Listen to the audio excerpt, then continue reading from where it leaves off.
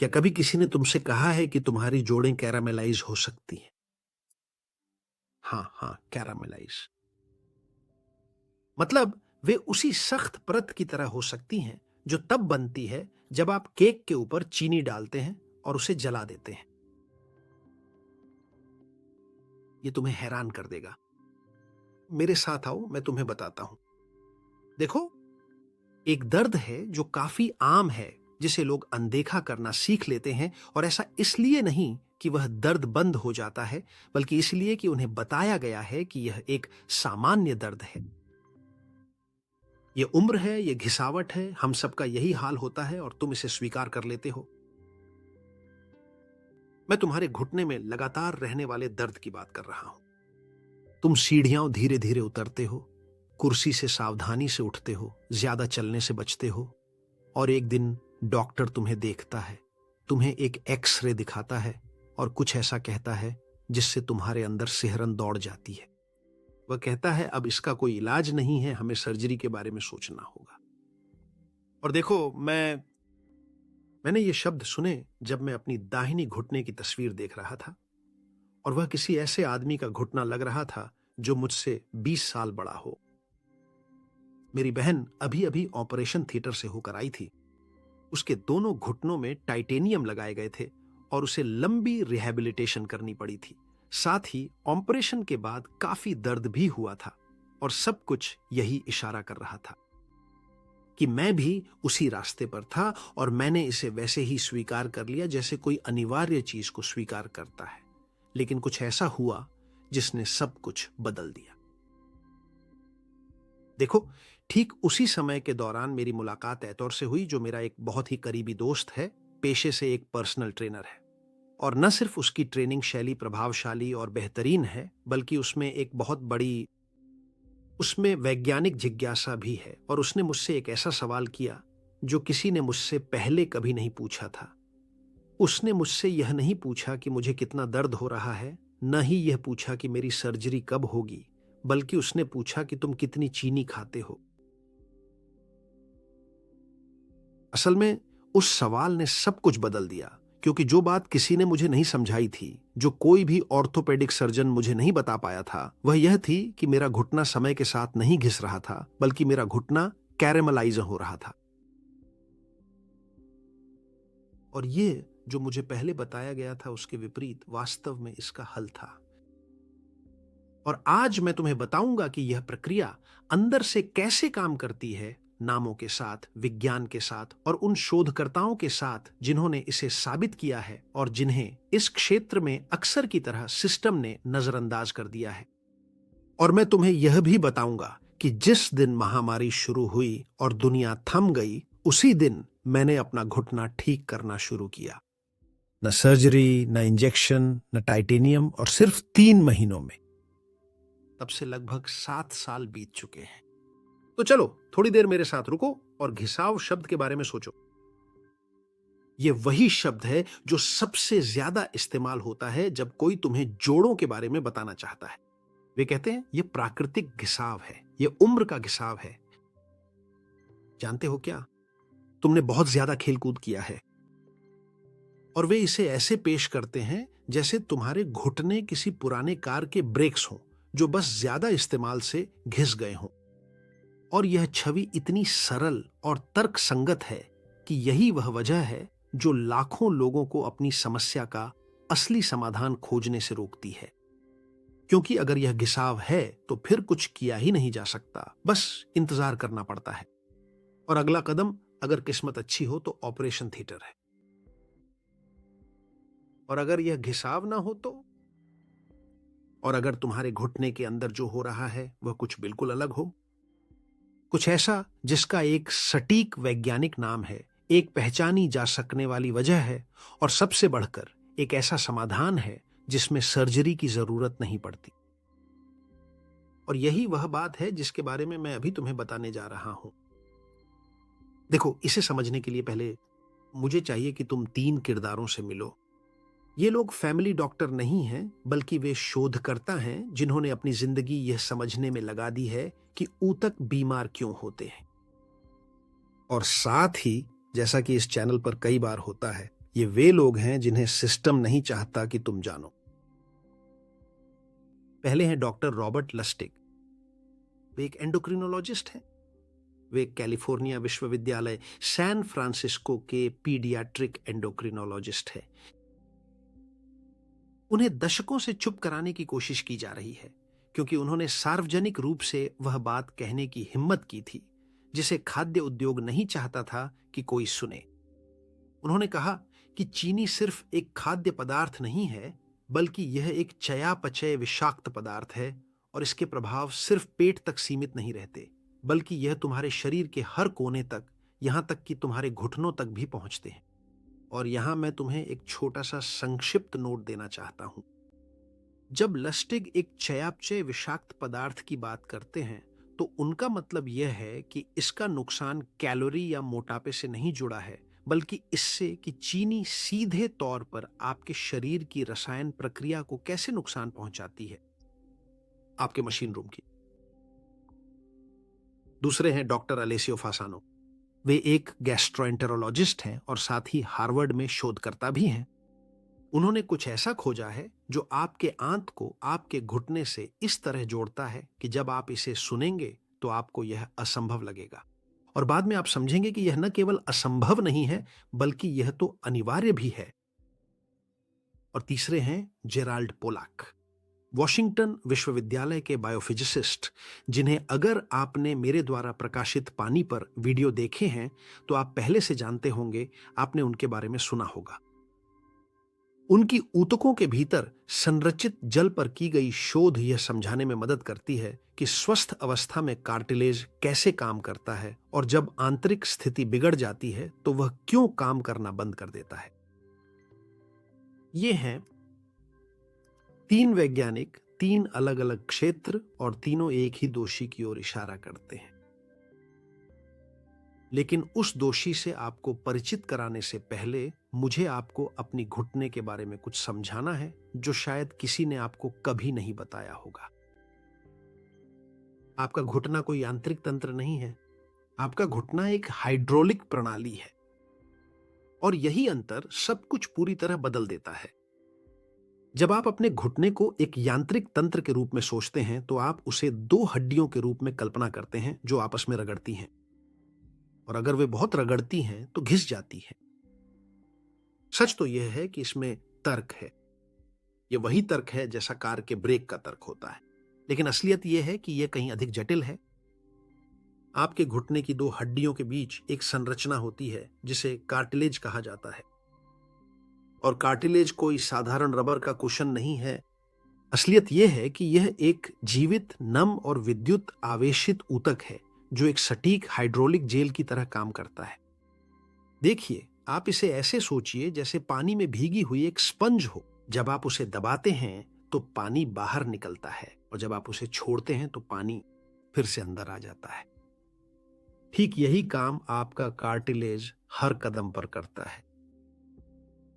यह संकुचित होता है और तरल बाहर निकालता है, फिर फैलता है और तरल को सोख लेता है, और उसी तरल में वे पोषक तत्व होते हैं जो ऊतक को जीवित रखते हैं। इसीलिए मैं कहता हूं कि यह एक हाइड्रोलिक सिस्टम है।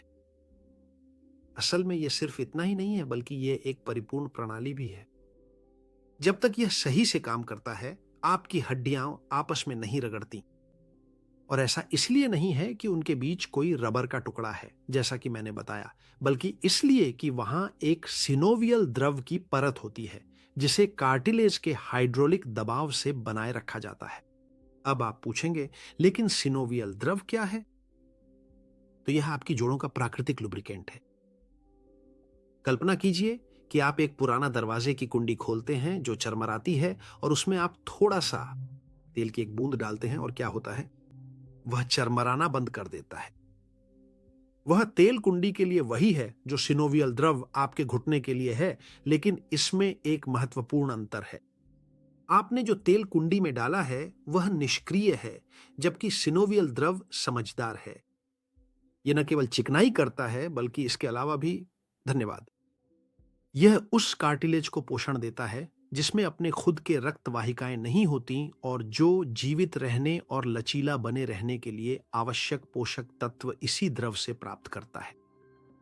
यानी सिनोवियल द्रव एक साथ इंजन का तेल भी है और ऊतक के लिए पोषण प्रणाली भी। जब यह द्रव सही स्थिति में होता है तो घुटना बिना घर्षण के काम करता है और कार्टिलेज हाइड्रेटेड और लचीला बना रहता है। लेकिन जब यह द्रव खराब हो जाता है तो बाकी सब कुछ भी एक के बाद एक खराब होने लगता है। तो घुटने के मामले में सिनोवियल द्रव हड्डियों को लगभग शून्य घर्षण के साथ अलग अलग बनाए रखने में मदद करता है। और देखिए, घर्षण वह प्रतिरोध है जो तब उत्पन्न होता है जब दो सतहें आपस में रगड़ती हैं। जब आप चलते हैं तो हर कदम के साथ आपकी हड्डियां पास आती हैं और दूर जाती हैं। अगर वे सीधे सीधे दो पत्थरों की तरह रगड़ते तो वे बहुत जल्दी घिस जाती और साथ ही बहुत ज्यादा दर्द भी होता। हालांकि एक घर्षण लगभग शून्य घर्षण का मतलब है कि सतहों के बीच वह संपर्क इतनी कम प्रतिरोध पैदा करता है कि जैसे कोई रगड़ ही ना हो। जैसे जब आप बर्फ के टुकड़े को गीली सतह पर सरकाते हैं तो लगभग कोई प्रतिरोध नहीं होता, क्योंकि पानी मध्यस्थ की तरह काम करता है और लगभग सारी रगड़ को खत्म कर देता है। आपके घुटने में सिनोवियल द्रव ठीक यही काम करता है। यह हड्डी और कार्टिलेज की दोनों सतहों के बीच आ जाता है और उन्हें इतनी अच्छी तरह से अलग और चिकना रखता है कि घर्षण लगभग न के बराबर होता है। इंजीनियर दशकों से ऐसे कृत्रिम पदार्थ बनाने की कोशिश कर रहे हैं जो इस चिकनाई की क्षमता की नकल कर सके। उन्होंने जो सबसे अच्छे पदार्थ बनाए हैं, जिनमें टेफ्लॉन भी शामिल है, असलियत में उनमें भी एक स्वस्थ जोड़ में मौजूद सिनोवियल द्रव से ज्यादा घर्षण होता है। यानी वे अब तक इसे पूरी तरह हासिल नहीं कर पाए हैं। और इससे आपको अंदाजा हो सकता है कि आपकी हर एक घुटने के अंदर जो प्रणाली है वह कितनी असाधारण है। लेकिन सिर्फ इतना ही नहीं, यह आपको यह भी समझा देगा कि जब यह प्रणाली खराब होने लगती है तो वह कितनी गंभीर समस्या बन जाती है। इसलिए समस्या का कारण कोई यांत्रिक घिसावट नहीं है। समस्या तब पैदा होती है जब यह परिपूर्ण हाइड्रोलिक प्रणाली बस काम करना बंद कर देती है, और यहीं पर चीनी की भूमिका शुरू होती है। आइए एक पल रुकते हैं, क्योंकि जो अब आने वाला है वह बहुत संभव है कि किसी ने आपको इस तरह कभी न बताया हो। असल में देखिए, यहीं से वह हिस्सा शुरू होता है जिसे शायद आपके ऑर्थोपेडिक डॉक्टर ने कभी आपको नहीं बताया होगा। जब एतुर ने मुझसे पूछा कि मैं कितना चीनी लेता हूं, तो मेरी पहली प्रतिक्रिया वही थी जो शायद हर किसी की होती है। मैंने उससे कहा, मैं ज्यादा चीनी नहीं लेता। असल में मुझे मिठाइयां बिल्कुल पसंद नहीं हैं और शायद आप भी इस वक्त यही सोच रहे होंगे। ये पहला है। ये वह पहली गलती है जो हम सभी करते हैं, क्योंकि जब हम चीनी की बात करते हैं तो हम सिर्फ उस चीनी की बात नहीं कर रहे होते जो आप अपनी कॉफी में डालते हैं या उन केक की जो आप सप्ताहांत में खाते हैं। हम उन सभी चीजों की बात कर रहे हैं जिन्हें आपका शरीर ग्लूकोज में बदल देता है। रोटी, चावल, पास्ता, प्राकृतिक फलों के जूस और खासकर वे जूस जिनका विज्ञापन बिना अतिरिक्त चीनी के किया जाता है। नाश्ते के सीरियल, वे बिस्किट जो सेहतमंद लगते हैं क्योंकि उनमें ओट्स होते हैं। सुपरमार्केट की बोतल वाली टमाटर की चटनी, फलों वाला दही। असलियत यह है कि आपका शरीर पैकेट वाली चीनी और ब्रेड की चीनी में कोई फर्क नहीं करता। वह सबको, सभी को, दोनों को, इन सबको आपके शरीर के अंदर ग्लूकोज में बदल देता है और वही ग्लूकोज आपके खून में जाता है। और चीनी के अंदर एक और प्रकार होता है जो कोलेजन के लिए खास तौर पर विनाशकारी है, फ्रुक्टोज। लेकिन विस्तार में न जाते हुए इसकी कहानी इतनी गंभीर है कि यह एक पूरे वीडियो के लायक है, और मैं वादा करता हूं कि आगे चलकर उस पर एक वीडियो बनाऊंगा। तो ठीक है, यहीं तक। वास्तव में इसमें कुछ नया नहीं है, लेकिन जो अब आने वाला है वह शायद तुम्हारे लिए वाकई नया होगा। कोशिश करो, मेरी एक मदद करो, इस सवाल का जवाब देने की कोशिश करो। क्या होता है जब मेरे खून में बहुत ज्यादा समय तक बहुत अधिक ग्लूकोज घूमती रहती है?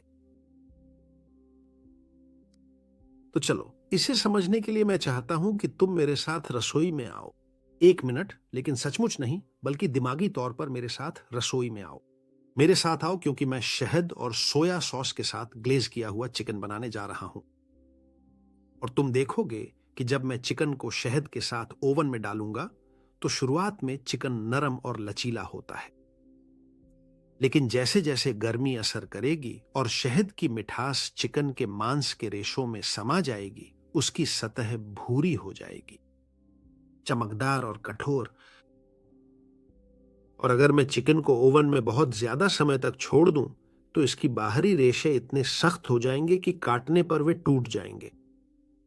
और ये जो मैं तुम्हें बता रहा हूं, इसका एक वैज्ञानिक नाम भी है। इसे मायार्ड प्रतिक्रिया कहते हैं। ये वह रासायनिक प्रक्रिया है जिसमें चीनी जुड़ती है। जब गर्मी होती है तो यह प्रक्रिया प्रोटीन से चीनी को जोड़ देती है, और यही कारण है कि ब्रेड टोस्ट हो जाती है, मांस तवे पर सुनहरा हो जाता है, या कॉफी को वह गहरा रंग मिलता है। यह रसोई में सचमुच एक खूबसूरत प्रतिक्रिया है, बहुत सुंदर दिखती है, लेकिन आपके शरीर के अंदर यह एक विनाशकारी प्रतिक्रिया है। क्योंकि जो कुछ ओवन में चिकन और शहद के साथ होता है, वही बिल्कुल आपके शरीर के अंदर कोलेजन और शुगर के साथ होता है, बस एक फर्क के साथ। ओवन में गर्मी तीव्र होती है और प्रक्रिया कुछ ही मिनटों में पूरी हो जाती है, लेकिन आपके शरीर के अंदर तापमान लगातार 37 डिग्री रहता है, और आपके मामले में यह प्रक्रिया वर्षों तक चलती है। यह प्रक्रिया धीमी है, शांत है, लेकिन उतनी ही निर्दयी है। रक्त में ग्लूकोज की अधिकता धीरे धीरे आपके ऊतकों की प्रोटीन से जुड़ने लगती है, बिना आपको पता चले, बिना शुरू में कोई दर्द हुए। और आपके शरीर के अंदर इस प्रक्रिया को हम ग्लाइकेशन कहते हैं। ग्लाइकेशन वास्तव में आपके ऊतकों का अंदर से कैरामेलाइज होना है, लेकिन यह वही है जो उस महिला के साथ होता है। ग्लेज किए गए चिकन के साथ भी यही होता है। तो रॉबर्ट लस्टिग, जो सैन फ्रांसिस्को के एक एंडोक्राइनोलॉजिस्ट हैं और जिनके बारे में मैंने कुछ मिनट पहले बात की थी, दशकों से इसके प्रभावों का दस्तावेजीकरण कर रहे हैं। उन्होंने यह साबित किया है कि चीनी केवल कैलोरी का स्रोत नहीं है, बल्कि यह एक ऐसी अणु है जो अधिक मात्रा में आपके शरीर की प्रोटीन के साथ रासायनिक रूप से प्रतिक्रिया करती है और उन्हें धीरे धीरे नुकसान पहुंचाती है। और देखिए, वह प्रोटीन जो इस नुकसान से सबसे ज्यादा प्रभावित होती है, वह आपके शरीर की सबसे प्रचुर मात्रा में पाई जाने वाली प्रोटीन भी है, कोलेजन। निश्चित रूप से आप इसके बारे में जानते होंगे। यह वह संरचनात्मक प्रोटीन है जो आपके टेंडन, लिगामेंट्स, त्वचा और घुटनों के कार्टिलेज का निर्माण करता है। इसे एक स्टील के मुड़े हुए तार की तरह सोचिए, लंबे, लचीले, मजबूत रेशे जो आपस में लिपटे होते हैं ताकि ऊतक को लचीलापन और मजबूती मिल सके।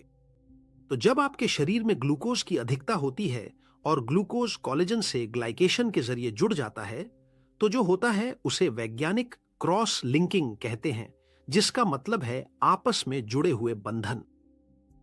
और यह क्रॉस लिंकिंग क्या होती है? बहुत सरल है।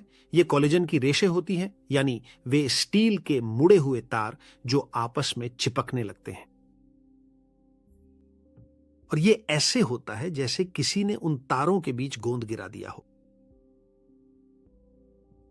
शुरुआत में आपको यह लगभग महसूस नहीं होता, लेकिन समय के साथ ये तार स्वतंत्र रूप से हिलना डुलना बंद कर देते हैं, कठोर हो जाते हैं, अपनी लचीलापन खो देते हैं, और जब उन पर दबाव डाला जाता है तो वे पहले की तरह झुककर फिर से अपनी स्थिति में नहीं लौटते, बल्कि टूटने लगते हैं, जैसा कि तब होता था जब आप जवान थे। यही बिल्कुल वही है जो ग्लेज किए हुए चिकन के साथ होता है अगर हम उसे ज्यादा पका दें ओवन में, और फिर से यही बिल्कुल वही है जो आपके घुटने के कार्टिलेज के साथ हो रहा है। यह इस्तेमाल के कारण घिस नहीं रहा है, बल्कि यह कठोर और भंगुर हो रहा है उस रासायनिक गोंद की वजह से जो शक्कर ने सालों तक उसकी कोलेजन फाइबर के बीच जमा कर दिया है।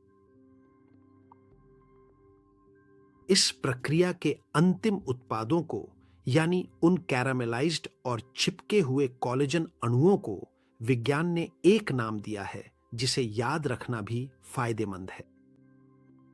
एजीई। एजीज ईजीज अंग्रेजी में एडवांस्ड ग्लाइकेशन एंड प्रोडक्ट्स का संक्षिप्त रूप है। Advanced glycation end products, AGEs. और अब एक पल के लिए मेरे साथ विश्लेषण करो। अभी अभी जो अंग्रेजी शब्द मैंने तुम्हें बताया, एजेस, अंग्रेजी में इसका मतलब होता है उम्रें। ऐसा लगता है जैसे खुद विज्ञान तुम्हें कुछ कहना चाहता हो। और वह बात यह है कि ये उत्पाद ही हैं जो तुम्हें बूढ़ा बनाते हैं। यही वे चीजें हैं जो तुम्हारे ऊतकों से युवावस्था की लोच छीन लेती हैं और उन्हें एक शरीर की तरह कठोर बना देती हैं, बूढ़े शरीर की तरह। और जो कुछ मैं तुम्हें बता रहा हूं वह कोई रूपक नहीं है, यह शुद्ध रसायन शास्त्र है।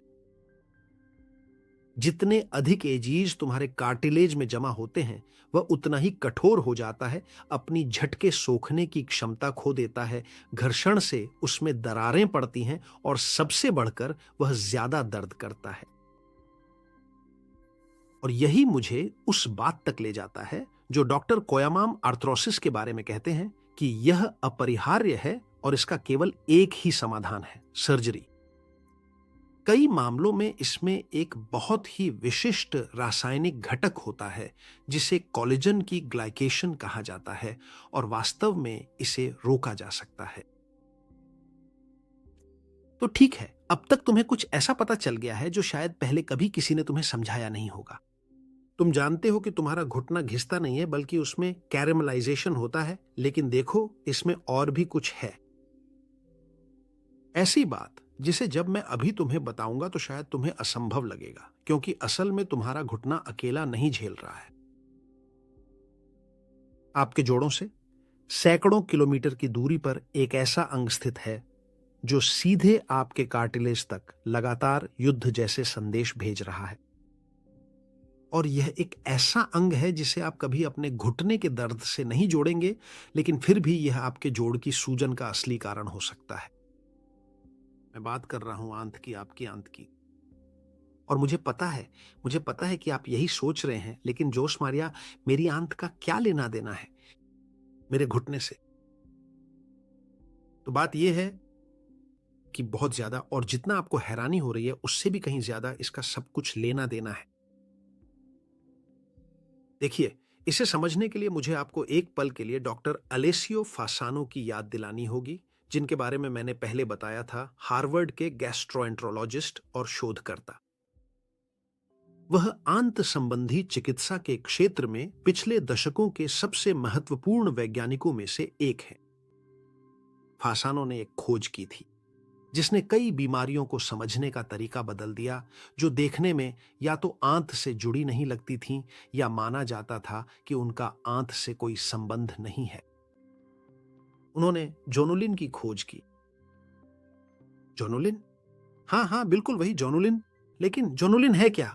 तो देखिए, इसे समझने के लिए मुझे बस इतना चाहिए कि आप अपनी आंत को एक हाई सिक्योरिटी कस्टम ऑफिस की तरह कल्पना करें, और एक आपकी आंत को जो सबसे कठिन काम करना पड़ता है और जिसे आप अच्छी तरह जानते हैं, वह है केवल उन्हीं पोषक तत्वों को अंदर जाने देना जिनकी आपको जरूरत है, जैसे अमीनो एसिड, विटामिन, मिनरल्स, लेकिन साथ ही उन सभी चीजों को रोकना भी जिन्हें आपके खून में नहीं जाना चाहिए, जैसे बैक्टीरिया, टॉक्सिन्स, बिना पचे हुए खाने के टुकड़े। और यह काम करने के लिए कोशिकाएं जो आपकी आंत की परत बनाती हैं, वे कोशिकाएं आपस में जुड़ी होती हैं, जिसे वैज्ञानिक टाइट जंक्शंस यानी संकीर्ण जोड़ कहते हैं। इन्हें ऐसे कल्पना करें जैसे वे स्क्रू हों जो फर्श की टाइल्स के बीच की जोड़ियों को सील करके रखते हैं। जब तक वे स्क्रू कसकर लगे रहते हैं, फर्श पूरी तरह सील रहता है। उस समय जोड़ियों के बीच से कुछ भी नहीं निकल सकता।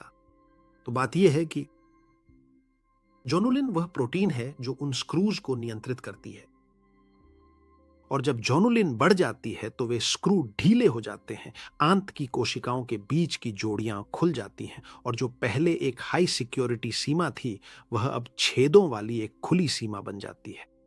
और उन छेदों से क्या क्या अंदर आ सकता है? बैक्टीरिया के टुकड़े, विषाक्त पदार्थ, अधपचे भोजन के टुकड़े, यानी ऐसी चीजें जिन्हें तुम्हारे खून में नहीं होना चाहिए। और इस स्थिति को लीकी गट कहा जाता है, या अगर आप वैज्ञानिक शब्दों में कहना चाहें तो आंतों की हाइपर परमिएबिलिटी।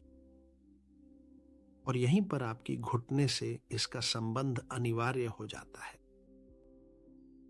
जब ये बैक्टीरियल टुकड़े, जिन्हें एलपीएस कहा जाता है, जिसका पूरा नाम लिपोपॉलीसैकेराइड्स है, आपके लीक हो रहे आंत से होकर आपके खून में प्रवेश करते हैं, तो आपकी प्रतिरक्षा प्रणाली उन्हें तुरंत पहचान लेती है। एलपीएस क्या है? ये दरअसल कुछ खास बैक्टीरिया की बाहरी दीवार के टुकड़े होते हैं।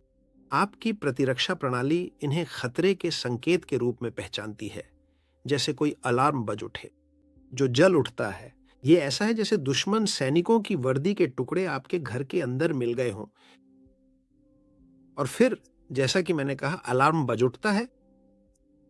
आपकी प्रतिरक्षा प्रणाली तुरंत सैनिकों को दुश्मन की तलाश में भेज देती है। और देखिए, समस्या यह है कि ये सैनिक आपके खून के जरिए पूरे शरीर में फैल जाते हैं, जिसमें आपकी जोड़ें भी शामिल हैं।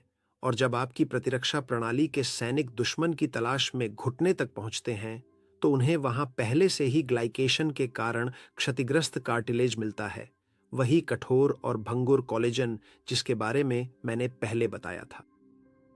और वे क्या करते हैं? वे इसे ऐसे समझते हैं जैसे यह कोई संकटग्रस्त ऊतक हो, जैसे यह कोई युद्ध क्षेत्र हो। वे प्रतिक्रिया करते हैं जैसे कोई भी प्रतिरक्षा प्रणाली खतरे के समय करती है, सूजन के साथ। और यही सूजन वह दर्द है जो आप महसूस करते हैं। यानी यह घिसावट नहीं है और न ही यह उम्र का असर है। यह आपकी अपनी प्रतिरक्षा प्रणाली है जो आपके घुटने पर हमला कर रही है, क्योंकि आपके आंत में छेद हो गए हैं जिनसे युद्ध के संकेत अंदर आ रहे हैं, युद्ध के। लेकिन देखिए, आइए फासानों पर वापस लौटते हैं, क्योंकि उन्होंने इसके बाद जो खोजा वह हमारे लिए और भी ज्यादा महत्वपूर्ण है। सवाल यह है कि जॉन्युलिन को क्या सक्रिय करता है? क्या चीज उन पेंचों को ढीला कर देती है? मुख्य रूप से दो चीजें, ग्लूटेन और शक्कर। यह वही शक्कर है जिसके बारे में मैं शुरू से बात कर रहा हूं। आहार में शक्कर की अधिकता जॉन्युलिन के उत्पादन को बढ़ा देती है, आंत की सीमा को खोल देती है, और इससे एलपीएस रक्त में प्रवेश कर जाते हैं, और ऐसा करते ही वे प्रतिरक्षा प्रणाली को सक्रिय कर देते हैं। और यही सूजनग्रस्त प्रतिरक्षा प्रणाली अंत में आपकी जोड़ों पर हमला करती है। शक्कर न केवल सीधे ग्लाइकेशन के जरिए आपके कोलेजन को कैरामेलाइज करती है, बल्कि यह आपके आंत की पिछली खिड़की भी खोल देती है, जिससे आपकी अपनी प्रतिरक्षा प्रणाली आपकी घुटनों के खिलाफ युद्ध छेड़ देती है। इसलिए आपके खिलाफ दो हमले के तरीके हैं और दोषी एक ही है। और जब एइतोर ने मुझे यह सब समझाया, तो पहली बार मुझे समझ आया कि ऑर्थोपेडिक डॉक्टर ने मुझसे कभी यह क्यों नहीं पूछा कि मैं क्या खाता हूं। मुझे लगता है कि मेरे डॉक्टर को कभी किसी ने घुटने से आगे देखने के लिए नहीं सिखाया था। तो ठीक है, अब तक आपके पास दो बहुत स्पष्ट तंत्र हैं। शक्कर आपके कोलेजन को ग्लाइकेशन के जरिए कैरामेलाइज करती है और आपके आंत को खोल देती है, ताकि आपकी अपनी प्रतिरक्षा प्रणाली आपकी जोड़ियों में सूजन ला सके। लेकिन एक तीसरा तंत्र है जिसे बहुत कम लोग जानते हैं, और जो मेरे लिए सबसे आकर्षक है, क्योंकि यह सीधे उस चीज से जुड़ता है जिसके बारे में मैं इस चैनल पर पहले भी बात कर चुका हूं, सेलुलर वोल्टेज। इसे समझने के लिए मुझे तुम्हें एक ऐसे किरदार से मिलवाना होगा जो तुम्हारे कार्टिलेज के अंदर रहता है और जो वाकई में एक असाधारण काम करता है। इसका नाम है प्रोटियोग्लाइकन। नाम से डरना मत, क्योंकि असलियत में यह जितना लगता है उससे कहीं ज्यादा आसान है। एक प्रोटियोग्लाइकन एक खास अणु है जो तुम्हारे कार्टिलेज के अंदर रहता है, और उसमें एक असाधारण गुण होता है। असल में यह विद्युत रूप से नकारात्मक चार्ज से भरा होता है। और व्यावहारिक रूप में इसका क्या मतलब है? तो देखो, तुम दो चुंबकों के बारे में सोचो। जब तुम दो चुंबकों के एक जैसे ध्रुवों को पास लाते हो, तो वे एक दूसरे को दूर धकेलते हैं, एक दूसरे से दूर चले जाते हैं। चाहे तुम कितनी भी कोशिश कर लो, उन्हें आपस में जोड़ नहीं सकते। तो प्रोटियोग्लाइकन बिल्कुल यही करते हैं। चूंकि उन सभी पर नकारात्मक चार्ज होता है, वे बस एक दूसरे को दूर धकेलते हैं। वे लगातार एक दूसरे को दूर धकेलते रहते हैं और इस प्रक्रिया में उनके बीच एक जगह बनती है जिसे पानी तुरंत और स्थायी रूप से भर देता है, और कार्टिलेज के अंदर फंसा हुआ वही पानी उसे झटका सोखने की क्षमता देता है। तुम उस भीगी हुई स्पंज को याद करो जिसे मैंने कुछ मिनट पहले तुम्हारे साथ उदाहरण के तौर पर इस्तेमाल किया था। उसकी मजबूती उसमें मौजूद पानी से आती है, ठीक वैसे ही जैसे तुम्हारे कार्टिलेज में होती है। जब तक प्रोटियोग्लाइकन पानी को रोके रखते हैं, कार्टिलेज झटकों को सोख सकता है। जब तक पानी वहां है, घुटने में दर्द नहीं होता। समस्या तब शुरू होती है जब शुगर उस सिस्टम में दखल देती है। और अब आती है वह बात जो आज हमने जो कुछ भी देखा है उसे जोड़ती है। ग्लाइकेशन की प्रक्रिया के दौरान प्रोटियोग्लाइकन के साथ क्या बदलाव होते हैं? शुगर उनसे जुड़ जाती है। वे एजीएस जिनका मैंने पहले जिक्र किया था, वे सिर्फ कोलेजन को ही नुकसान नहीं पहुंचाते, बल्कि प्रोटियोग्लाइकन से भी चिपक जाते हैं और ऐसा करते हुए उनके नकारात्मक विद्युत आवेश को बदल देते हैं। यह ऐसा है जैसे कोई एक एक करके चुंबकों को निष्क्रिय कर रहा हो।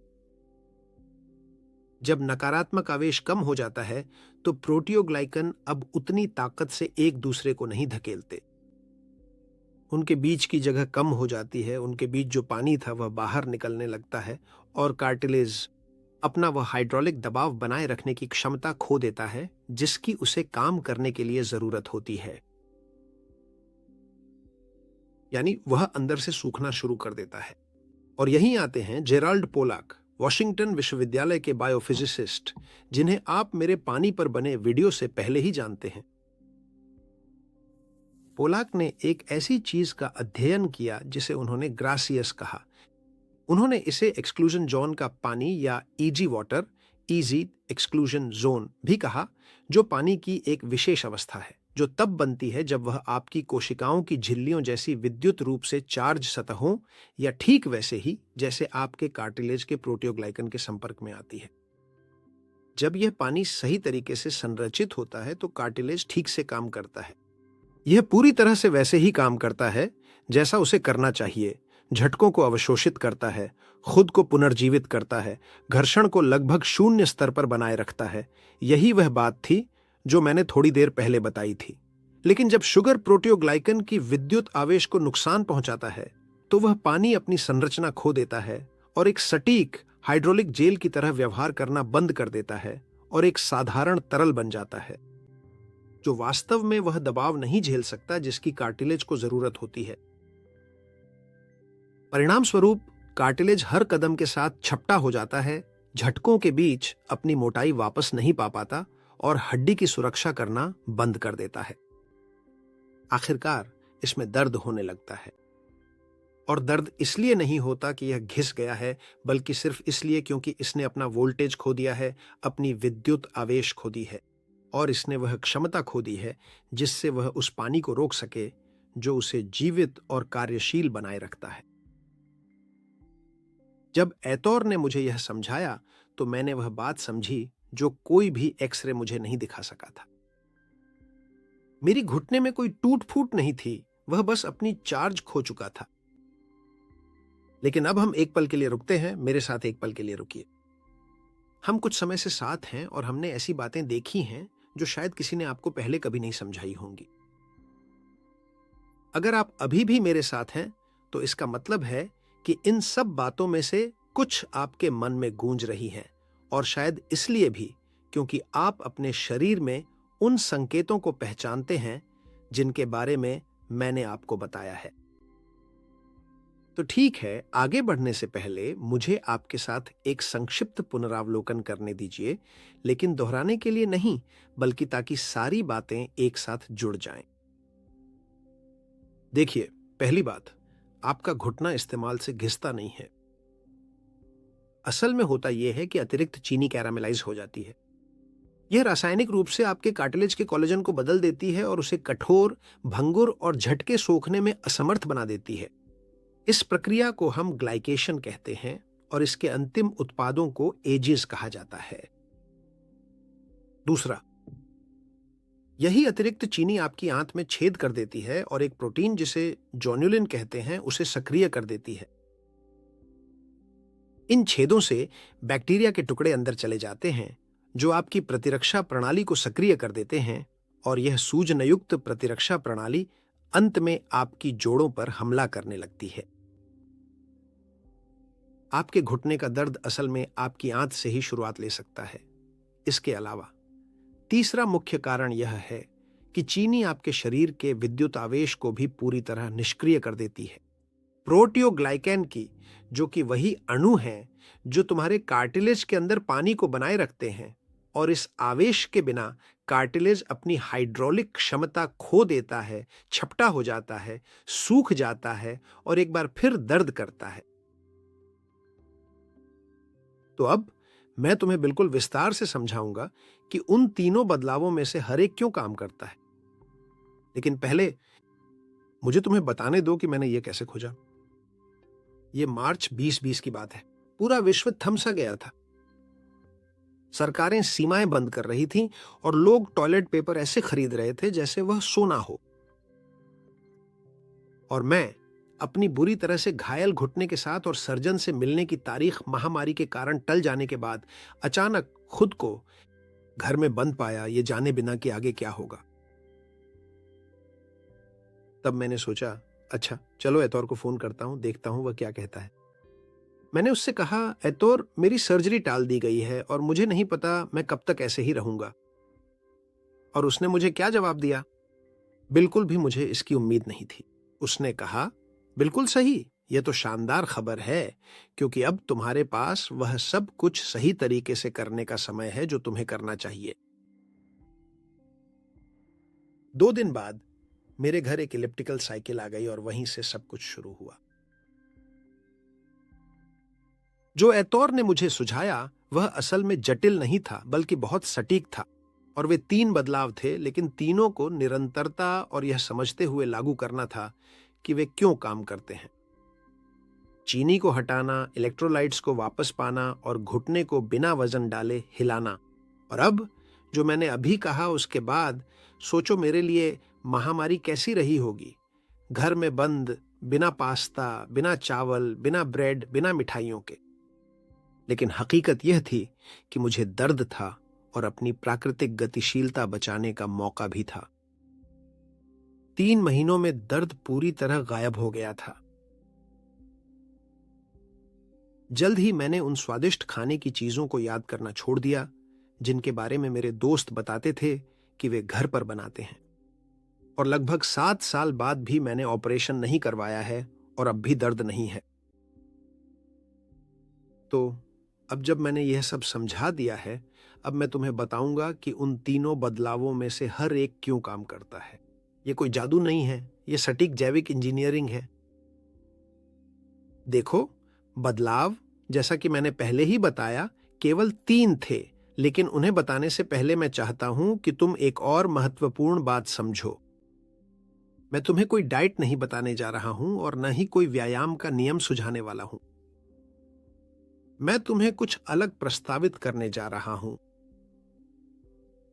कि तुम उस जमीन की स्थिति बदलो जिसमें तुम्हारा कार्टिलेज रहता है।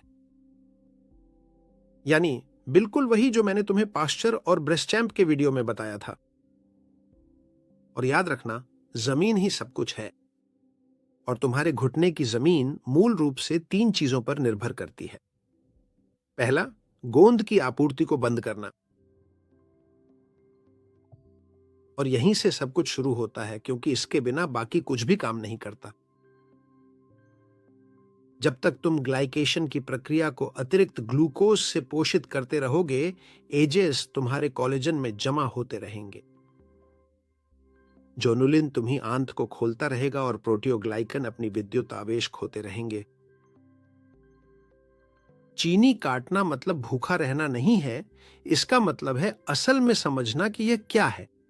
तुम्हारे शरीर के लिए चीनी तुम जानते हो ये सिर्फ पैकेट वाली चीनी नहीं है, ये रोटी है, ये चावल है, पास्ता है, जूस है और वे सारे अल्ट्रा प्रोसेस्ड खाद्य पदार्थ हैं जो हमें घेरते हैं।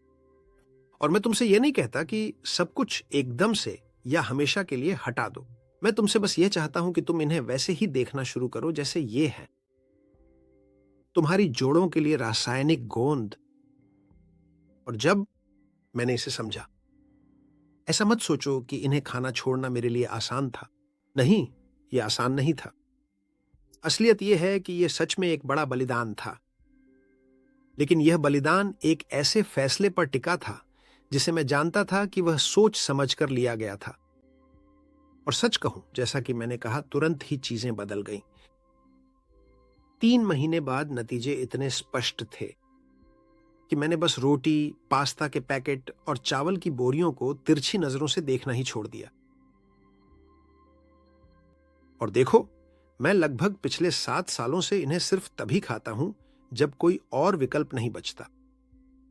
क्या मुझे इनका स्वाद आना बंद हो गया है? नहीं, मुझे बहुत पसंद है। मैं तो पिज्जा खाने के लिए तरसता हूं। लेकिन सच कहूं, मुझे बिना घुटनों के दर्द के रहना ज्यादा पसंद है।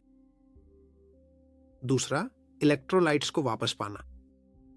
और यहां याद रखो, जो हमने दूसरे वीडियो में देखा है और आज भी चर्चा की है, प्रोटियोग्लाइकन, ये विद्युत आवेशित अणु जो कार्टिलेज के अंदर पानी को रोक कर रखते हैं, अपनी कार्य क्षमता के लिए नकारात्मक विद्युत आवेश की जरूरत होती है। और उनका विद्युत आवेश सीधे तौर पर आपके शरीर में मौजूद खनिजों यानी इलेक्ट्रोलाइट्स पर निर्भर करता है। बिना खनिजों के कोई प्रवाहिता नहीं होती, बिना प्रवाहिता के कोई आवेश नहीं होता।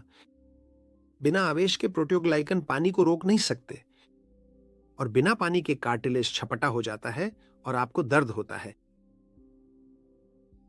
आप इलेक्ट्रोलाइट्स कैसे वापस पाते हैं?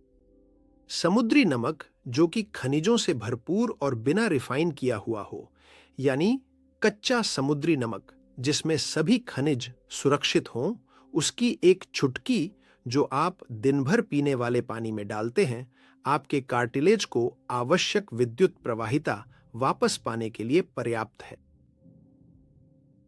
और याद रखो, अगर तुम एक कदम और आगे बढ़ना चाहते हो तो तुम्हारे पास क्विंटन का आइसोटोनिक पानी है, जिसे मैंने कुछ दिन पहले प्रकाशित किए गए हालिया वीडियो में तुम्हें दिखाया था।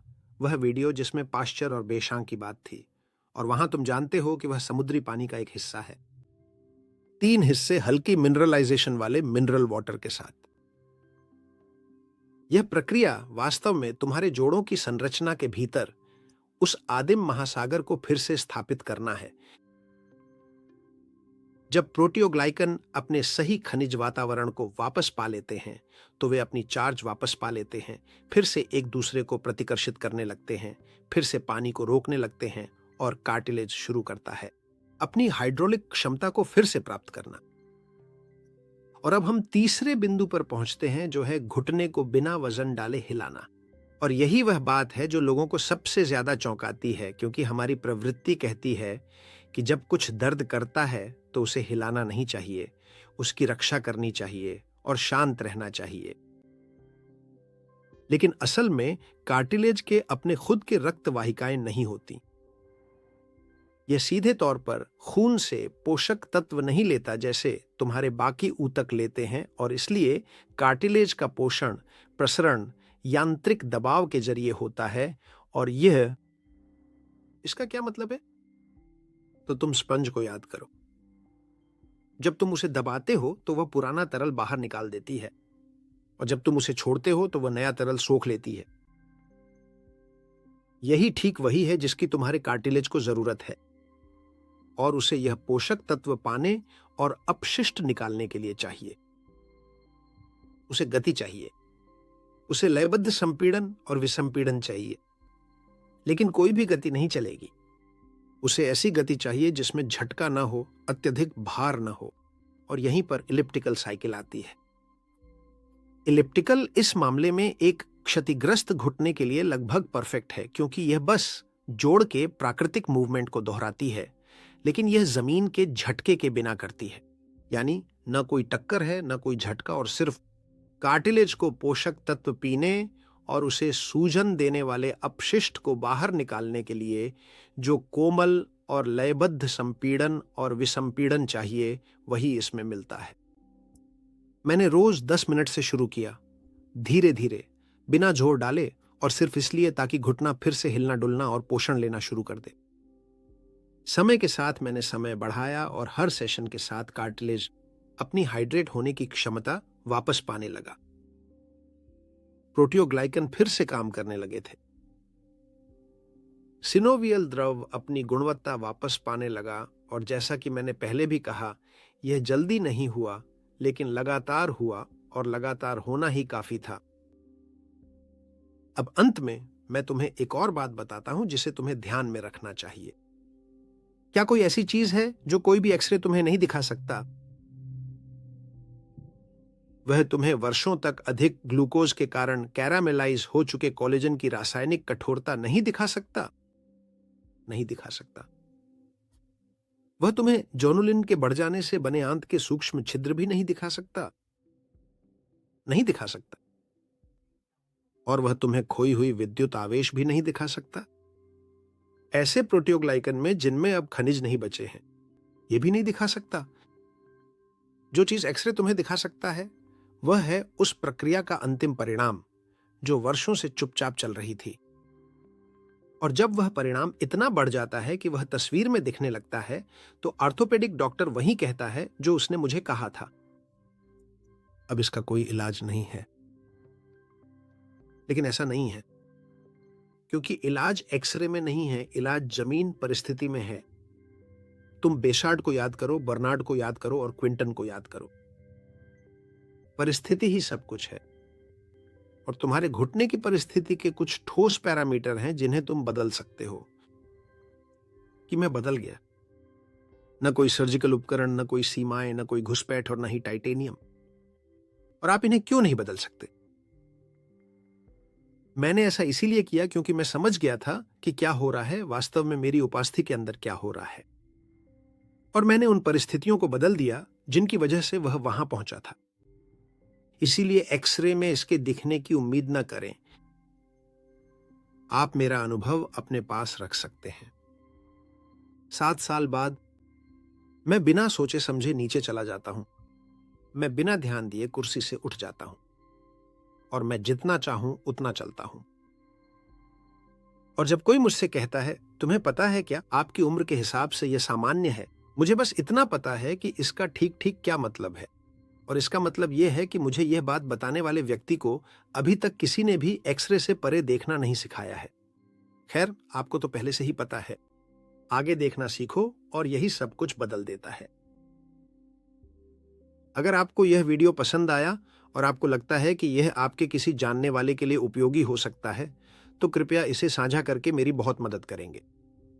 आप ज्ञान फैलाने में मेरी मदद करेंगे, और जैसा कि मैं हमेशा कहता हूं, आगे बढ़ो, हमेशा आगे बढ़ो, और आपकी टिप्पणियां पढ़ता हूं।